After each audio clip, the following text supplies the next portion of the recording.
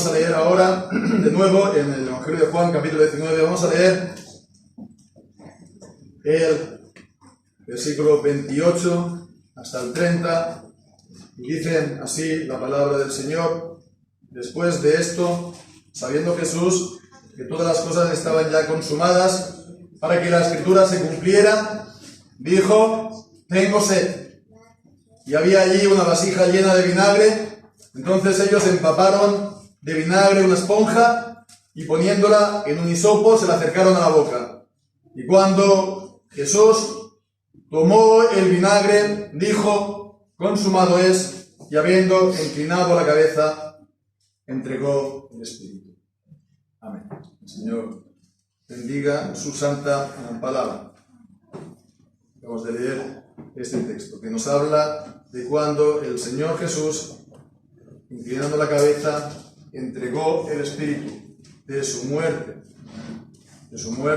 y después sabemos que al tercer día resucitó. Bien, hermanos, pues estamos hoy en el tiempo de la comunión. Son 4 veces al año y hoy tenemos el que se corresponde, podríamos decir así, ya al tiempo de la primavera, después del que tuvimos en diciembre. Coincide más o menos con las estaciones, ¿no? Y bien, pues entonces estaba yo preguntándome si estamos cerca o no de la Semana Santa. Es algo que no llevo yo muy... no estoy muy al tanto y he tenido que consultarlo por internet, no estoy al corriente de estas fechas, ¿no? Y bueno, pues sí, está próxima realmente la semana entrante, jueves, viernes, el domingo también, ¿no? Es decir, la semana que viene. Y bien, pues como sabemos, hermanos, nosotros en nuestra iglesia no, hacemos mucho caso del calendario, se puede decir, tradicional, cristiano. Nosotros seguimos el principio regulador de la palabra, en el cual, pues, para el culto a Dios,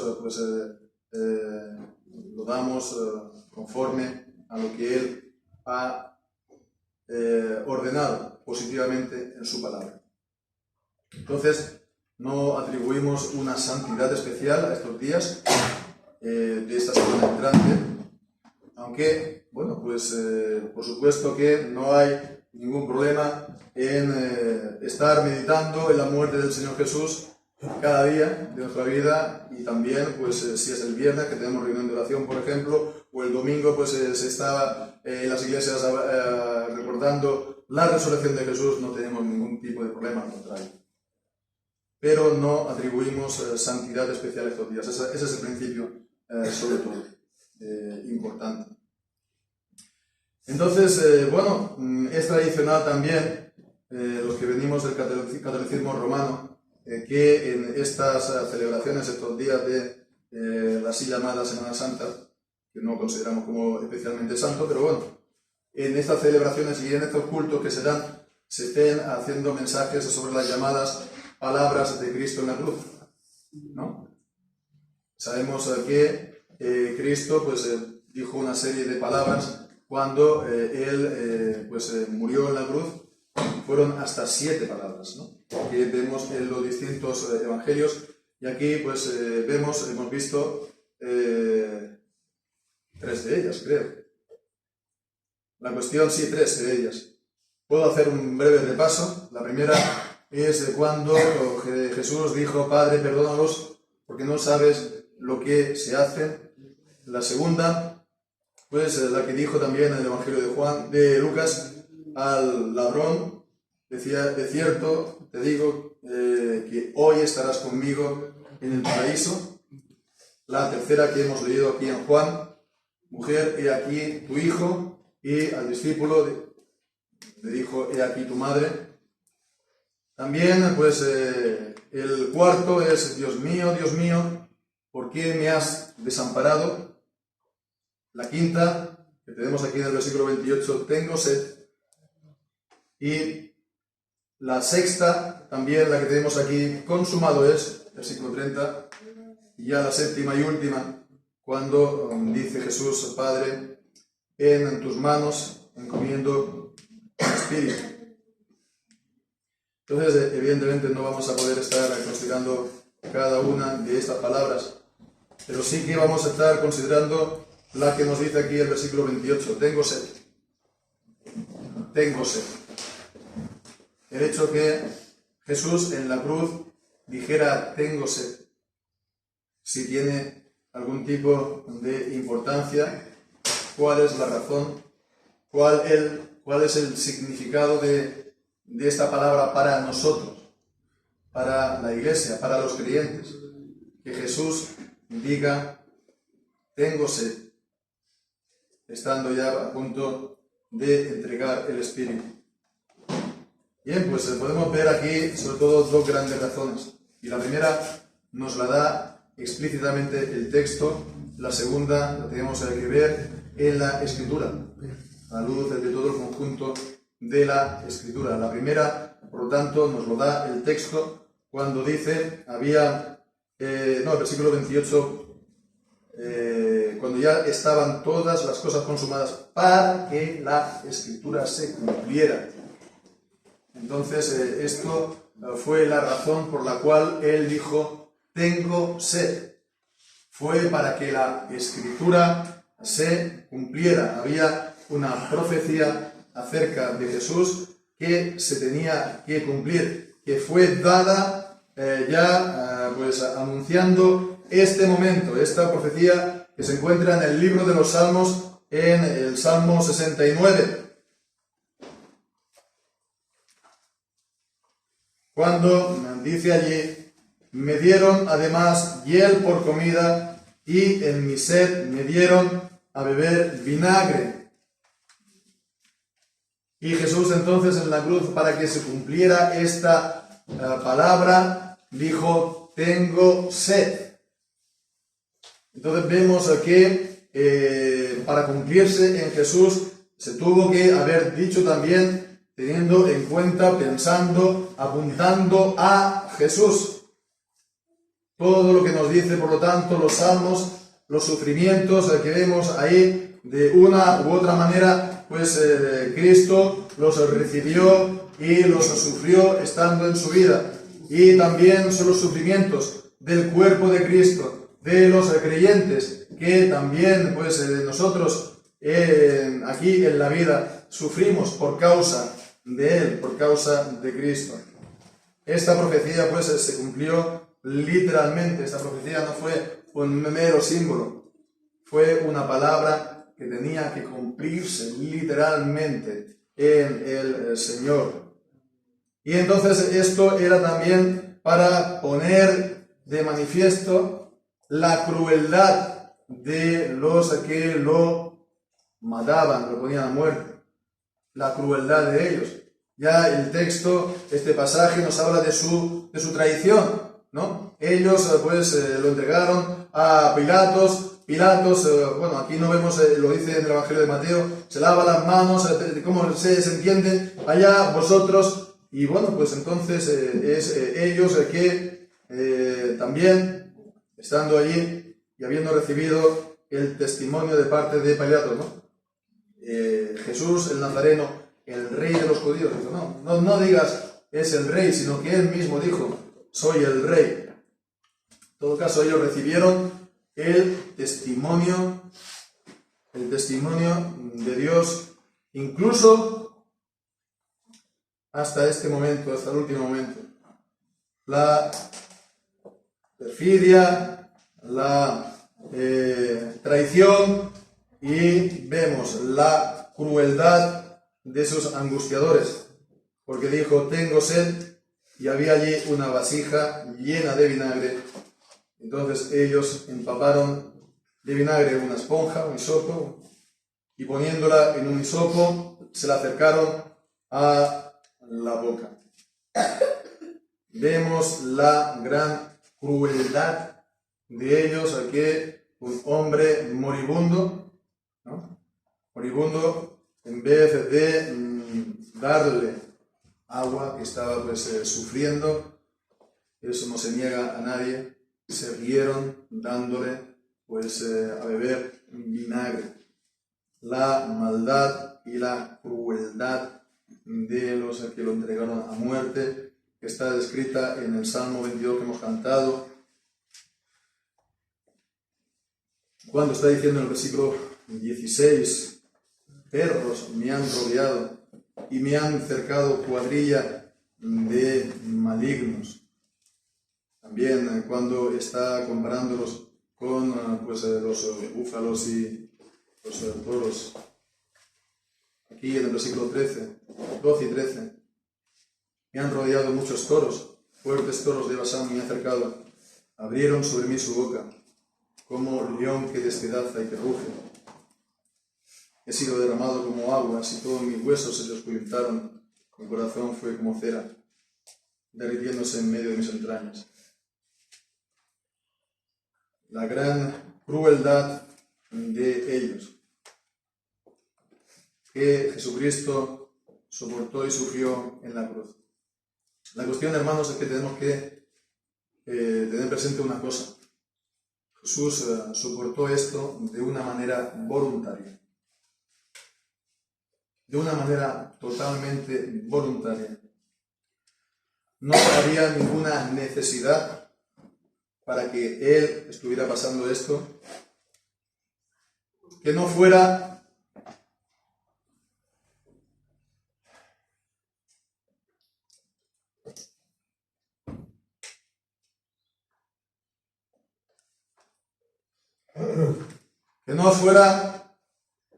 la voluntad del Padre. Que no fuera la voluntad del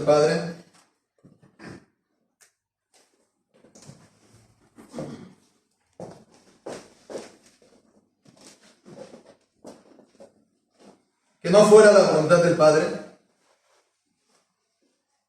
y la necesidad que había era que el Padre lo había decidido así. Y la necesidad que había allí era que Él, Jesucristo, lo había aceptado voluntariamente, se había sometido voluntariamente a esto.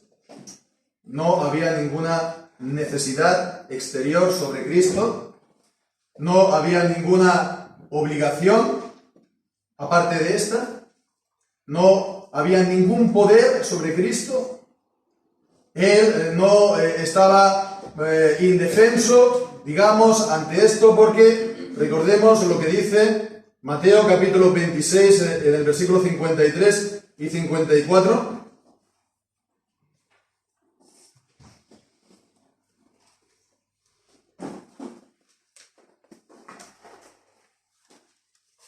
Que era cuando estaban prendiendo a Jesús y Pedro sacó la espada, dijo: vuelve tu espada a su lugar, porque todos los que tomen a espada perecerán. Y dice: ¿acaso piensas que no puedo orar a mi Padre y Él me daría más de 12 legiones de ángeles? Entonces Cristo pudo en todo momento haberse librado de esto.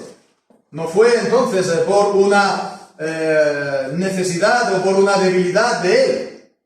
Él podría haber, incluso estando en la cruz, orado al Padre, y Él incluso hubiera podido, Él que había hecho tantos milagros, Él también podría haberse librado de esos sufrimientos.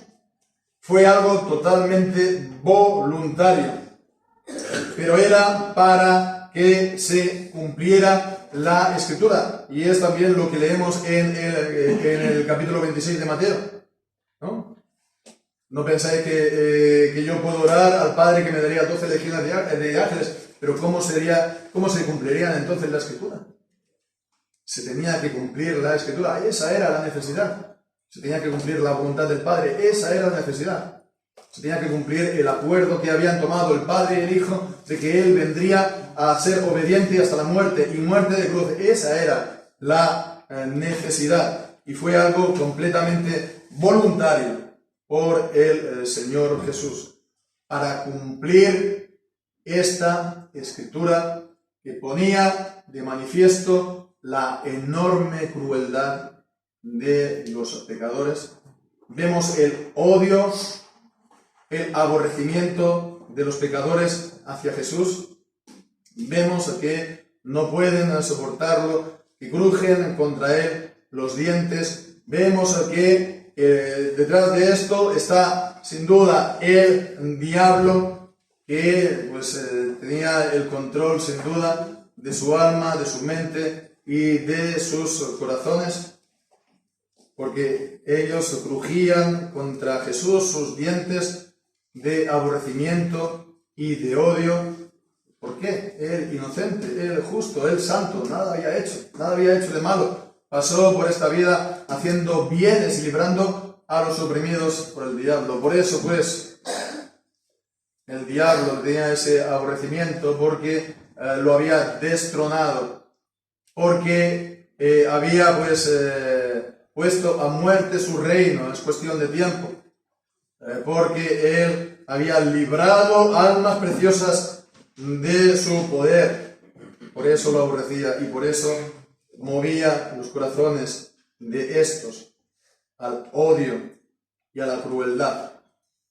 Pero este odio y esta crueldad también había sido profetizada y también había sido, por lo tanto, conocida por el Señor de antemano. No hubo tampoco ahí ninguna sorpresa a Dios.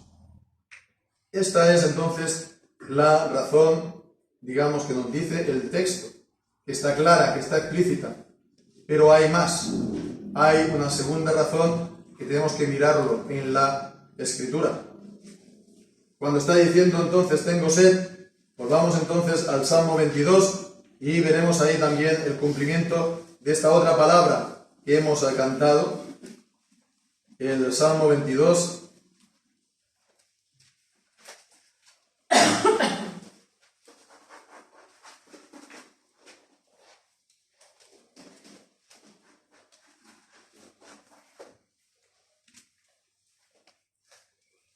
Y en el versículo 15, se secó como un tiesto mi vigor y mi lengua se pegó a mi paladar y me has puesto en el polvo de la muerte.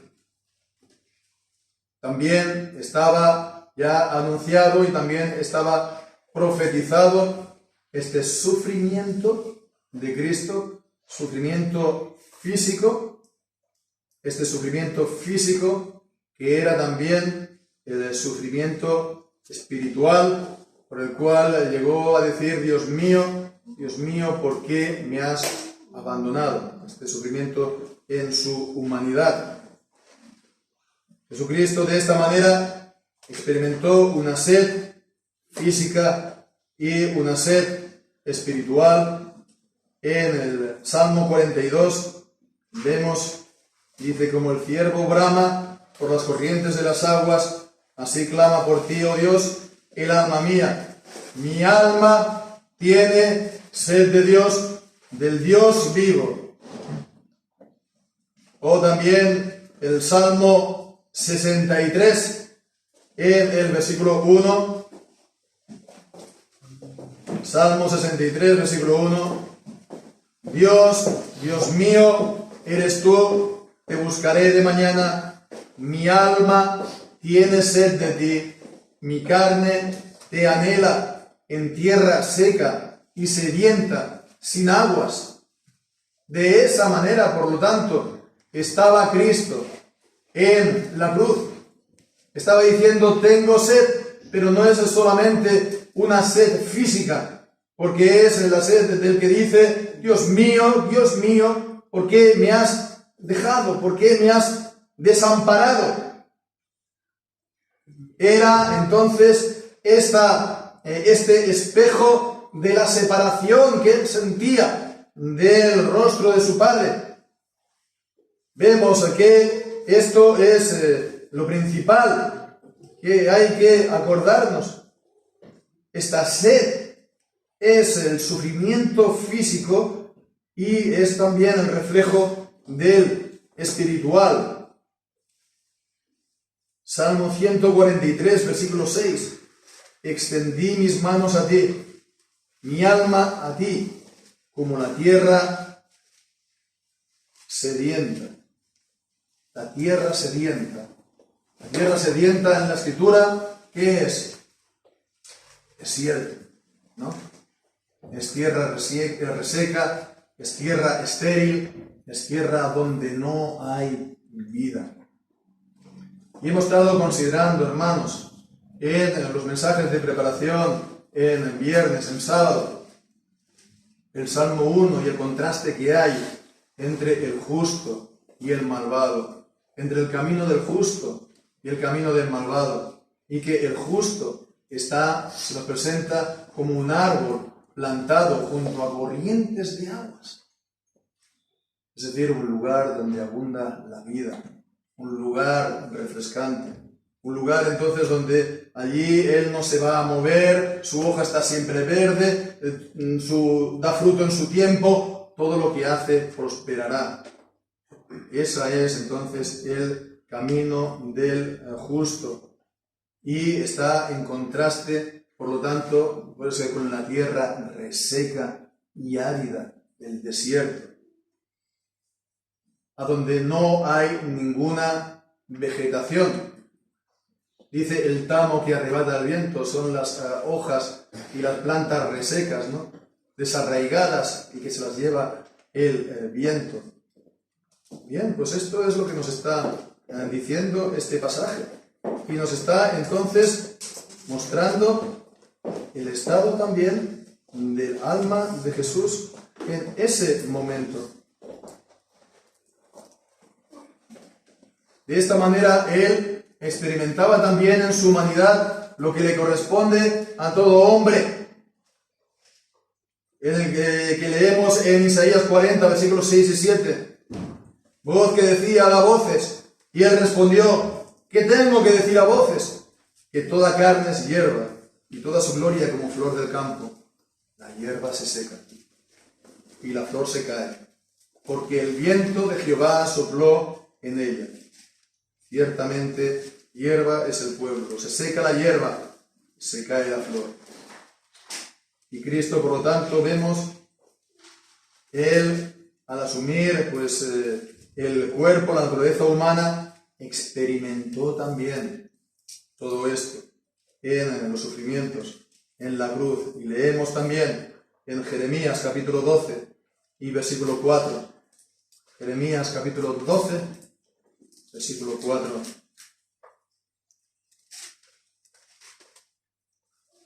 ¿Hasta cuándo estará desierta la tierra y marchita la hierba de todo el campo? Por la maldad de los que moran en ella, faltaron los ganados y las aves, porque dijeron: no verán nuestro fin, no verá él nuestro fin. Entonces vemos, es la imagen, por lo tanto, del desierto, de la aridez, de esta tierra reseca, también un símbolo, una imagen para hablar del juicio de Dios por el pecado, que Dios está airado con el hombre por su pecado, y que a su tiempo, de la misma manera que el justo a su tiempo da fruto, a su tiempo es desarraigado, arrancado, se lleva el viento de Jehová, el viento del Señor. Entonces, cuando leemos todo esto en la Escritura, realmente comprendemos el significado del tengo sed.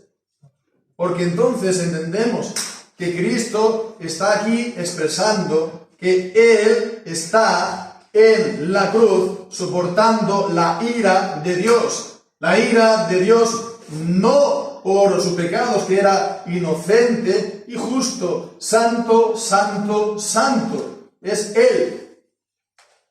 En Juan capítulo 12 dice que eso es lo que dijeron los ángeles cuando Isaías vio su gloria en el templo. Santo, santo, santo, por cuanto Él es Dios. Pero Él estaba sufriendo la ira en nuestro lugar, en lugar del pueblo, como nuestro sustituto, experimentando la pena que nosotros merecemos, experimentando el estado mismo de lejanía de Dios, de manera que es en cuerpo y alma. Él estaba entonces pues como un desierto sediento de Dios, extendiendo a Él las manos. Leemos Asimismo, en Isaías, capítulo 42, versículos 17 al 19.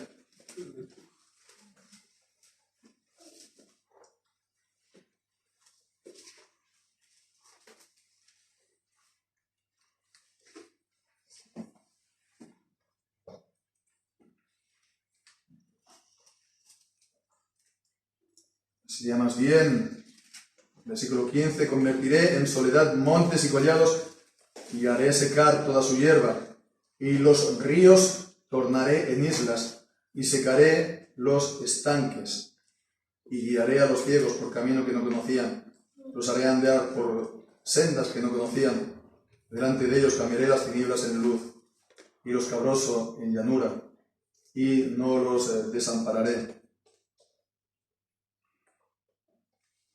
Y en el capítulo 6:41, mejor versículos 17 al 19, dice: los afligidos y menesterosos buscan las aguas y no las hay. Se secó de sed su lengua. Yo, Jehová, los oiré. Yo, el Rey de Israel, no los desampararé. Abriré ríos en las alturas y fuentes en medio de los valles. Y pondré el desierto como estanques de aguas, la tierra seca como manaderos de aguas. Daré en el desierto cedros y acacias, y mirtos y olivos. Pondré en la soledad cipreses, pinos y bojes juntamente. Porque este era el plan de Dios, este era el propósito de Dios. Que en el desierto tenían que estar plantados los cedros del Líbano, estos árboles que nos dice el Salmo 1. Porque ahí iba a derramar aguas y corrientes de aguas. De manera que iba a hacer brotar en el desierto la salvación. Y esto lo hizo Jesús, experimentando esto mismo en la cruz por nosotros, para que nosotros podamos ser plantados junto a corrientes de aguas. En definitiva, hermanos, Cristo tuvo sed para que nosotros, viniendo a Él y creyendo en Él, no tengamos sed jamás. Las palabras que dijo la mujer samaritana, para que no tengamos sed jamás. Él tuvo sed en la cruz por nosotros. Gloria a Dios.